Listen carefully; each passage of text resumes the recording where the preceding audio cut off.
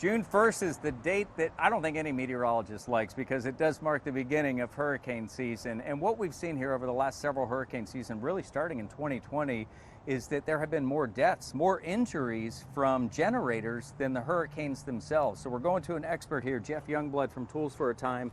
Geoff, 50 deaths a year from generators, and it's everything from electric shock to CO2, and now we're getting ready for hurricane season, and there's some things that people may think that they're doing to preserve the life of their generator, especially these really quiet ones. We want to give them the best methods so that they can stay safe, but use them like they're supposed to be and have that creature comfort. Truly. What happens most often, Richard, is because they're small and convenient and portable, people like to push them into the garage and think, well, man, it's quiet, I don't want anybody to steal the generator, I'm just going to let the garage door down. Don't do it. It will kill you. The carbon monoxide that these generators produce will kill everybody. It is an odorless, tasteless, invisible gas that will kill everybody in the house if you were to lock it. So don't put them on the garage, don't put them on the veranda, don't put them on your patio, and don't put them up close to your house. And definitely don't put them inside the house at all. Anything under the roof line. They say 3 to 5 feet is where you want to keep them. And ideally is to put this power cord. If you want to take a minute and look here, this power cord is what you want for any portable generator. This will afford you a 110 outlet at 30 amps and give you 4 receptacles. This will give you a good 50 feet away from the generator. Now 50 feet may be too far, but you have the ability to run this inside the house and attach it to your refrigerator, attach it to the microwave, maybe the coffee pot, or anything that are the creature comfort necessities that you have to have during a storm. And could we hook up, and say the 50 feet's not enough, could I put an extension cord in this and then get to my appliance? You can, and you can do that with a 30 amp cord, because you're going to have possibly 7 to 12 amps on a refrigerator or a deep freezer, and so this type of cord would do it. Now the small thin cords, when you see that 12 gauge, 14 gauge, 20 gauge, is too thin. This is going to be a 8 gauge cord, double insulated, which won't give you the electrical shock in the event that this were to get moisture on it, but you want to be careful when you're attaching those devices. You don't want to be outside in the rain when you're attaching this, and obviously nowhere near water, swimming pool, pond, and so forth. But yes, you can attach that directly into here. And one of the things you want to make sure is that you're using a cord that's rated for outdoor use, and inspect every inch of this, especially if it's an older one, from top to bottom. You don't want any cracks or any chafing or any bare wires, of course, because if this is laying in wet ground, then all the ground around it could potentially become electrically charged. And if you're coming out of a 240, this is going to be lethal, not just a little volt zap, but this could potentially make a very bad day. All right, now we've got the electricity hooked up, we've got everything wired, we've gone through and looked at our appliances, and we know about what our load's going to be, and it's appropriate for the generator. The next part is filling it up and getting it started. Filling it up after it's been running, that's very important. Very important. You want to make certain that the machine is cool to the touch. So it's been off for at least 5 minutes, 10 minutes at the most, and then you can open the fuel tank and refill that. You want to make certainly when you're filling it up to begin with, make sure you've put the oil in from the manufacturer, otherwise the machine may start, but it will ruin the machine, so you don't want to do that. So fill it with oil, follow the instructions accordingly based on the manufacturer. You see several brands that are mentioned here. Once you fill it with gas, you've run the machine. This machine will run, depending on fuel capacity, for the potential of 8 to 10 hours, depending on fuel capacity. And every 50 hours, there's a oil change needed on these machines. Otherwise, you run the risk of running low on oil or that oil being old and causing damage to the machine. So again, follow the instruction from the manufacturer on those procedures. And I can tell you from the last couple of storms where we've had a total of 11 days without power on both, 5 on one and 6 on the other, you go through that 50 hours in the first 30 or first 3 days if you're running it. That's correct.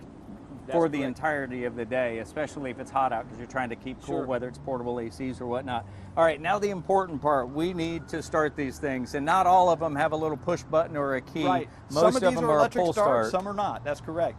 So on again, in the operation for portable generators, you're going to be in a 3 to 5,000 watts is the most common that you see, maybe 5,500, 6,500. This is a 3,000 watt. This is ideal for maybe camping or tailgating or sensitive electronics. It's a unique Honda, but we'll run it to the choke position, put it on full throttle, and then we'll fire the machine off. Once the machine is running, place it back to run position, put it in low throttle, and now we're ready to plug the items in. Again, using the larger receptacle is ideal because you can run the larger power cord to have multiple appliances. This particular machine is 49 decibels. The reason it's so quiet, you hear it running here on TV now, the Honda technology that's here is wonderful, but again, the thought process, people think it's quiet, it's portable, it's got handles and wheels, maybe I'll just put it inside. Do not put this in your home, do not put it in your garage, do not put this on the back patio. Even the small devices like this must be within 3 to 5 feet of the home.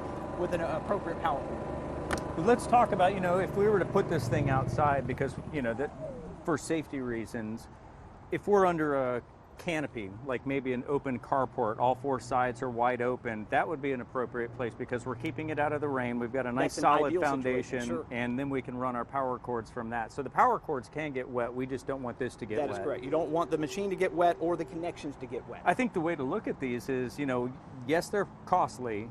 They make it a lot more comfortable, but we have to look at it as a tool and That's not correct. something that we're trying to keep as pristine Sure, as it is sure. when we buy it. So yes, it can get wet to a certain point. Yes, it may get dirty to a certain point, but definitely don't leave it in the direct rain and always try to make it to where it's in a very open air environment, or at least where there's a lot of airflow to go. So let's cover those bases one more time. The most important, starting first with the placement. Location.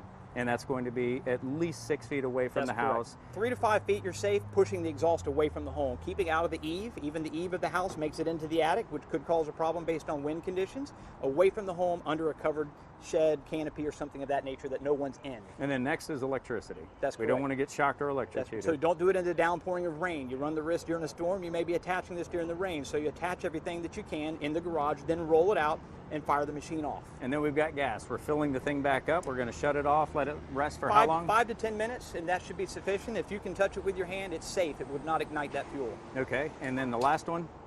So the last one, we want to make certain that you choose the right and don't people may get a small generator and attempt to plug too much in it, then we run the risk of tripping the breaker. So you want to make sure you have the appropriate size generator. Again, the creature comforts you're going to be running during a storm. You're probably not going to be running your whole house AC system.